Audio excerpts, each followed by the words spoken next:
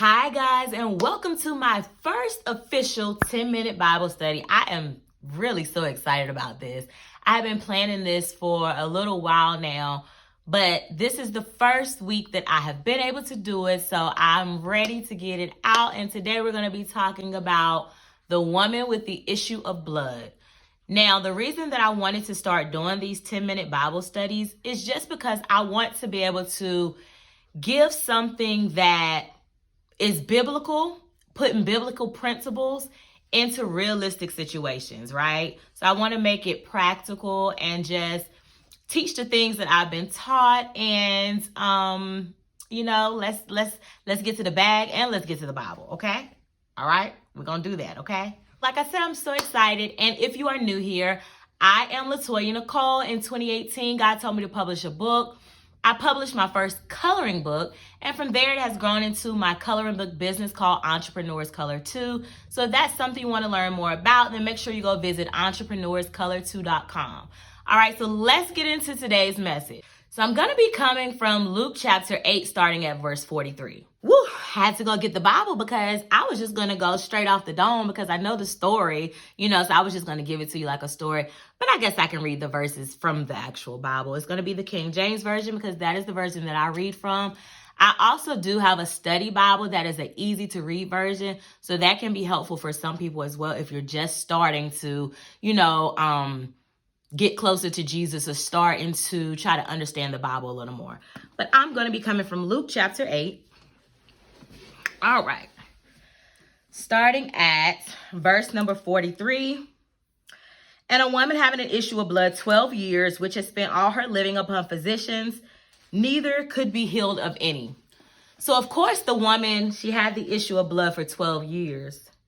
Now, ordinarily, if you have a minor issue going on in the body, like a common cold, you may just go to the store and get some over-the-counter medicine, or you may even wait it out a few days and let it run its course.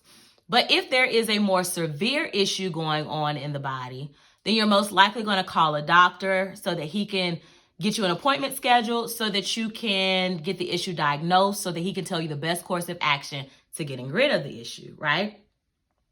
So this woman had the issue for 12 years, and she went to one doctor, and that doctor couldn't do anything for her. So she went to another doctor, and that doctor couldn't do anything, and she kept going to doctor after doctor, and none of them could do anything to get rid of the issue.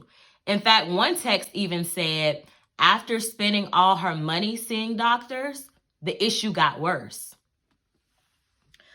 Verse 44. And she came behind him and touched the border of his garment, and immediately her issue of blood was stanched. So after she had gone to the doctor all those years and got worse, she went up to Jesus and she touched the hem of his garment. And when she touched the hem of his garment, the same issue that no one could do anything to get rid of, the same issue that kept her from not being able to be around people, and the same issue that actually got worse after going to the doctors. She touched the hem of Jesus' garment, and immediately the issue of blood was stopped. And Jesus said, "Who touched me?" in verse 45. When all denied, Peter and they that were with him said, "Master, the multitude thronged thee and pressed thee. And sayest thou, who touched me?" So the disciples were like, Jesus, people have literally been touching us all day long. How can we specifically say it was that person that touched you? Oh, no, it was that person that touched you. How can we say for sure when it could have been anyone that touched you? Jesus said, somebody has touched me, for I perceive that virtue is gone out of me. It's interesting how people can touch you all day, but never really touch you. Because everyone around you doesn't touch you. Just because people are around you doesn't mean they know you. Not really. Not really. Just because they're around you every day and it appears that they're close to you doesn't mean they know you. But this woman was able to touch him. So much so he looked around and said, "Who touched me?" Verse 47, and when the woman saw that she was not hid, She came trembling and falling down before him. She declared unto him before all the people for what cause she had touched him and how she was healed immediately. Verse 48, he said, daughter, be of good comfort. Thy faith has made thee whole. Go in peace. So she was scared because you have to understand during this time, there was a law that said if you had an issue of blood or if you had a blood flow, you were considered to be unclean. So that meant that if you touched anyone or if anyone were to touch you, they would also be considered unclean until the evening. So she was well aware of this law and she understood that if she was to touch someone, it was as if she was contagious because no one wanted to be around.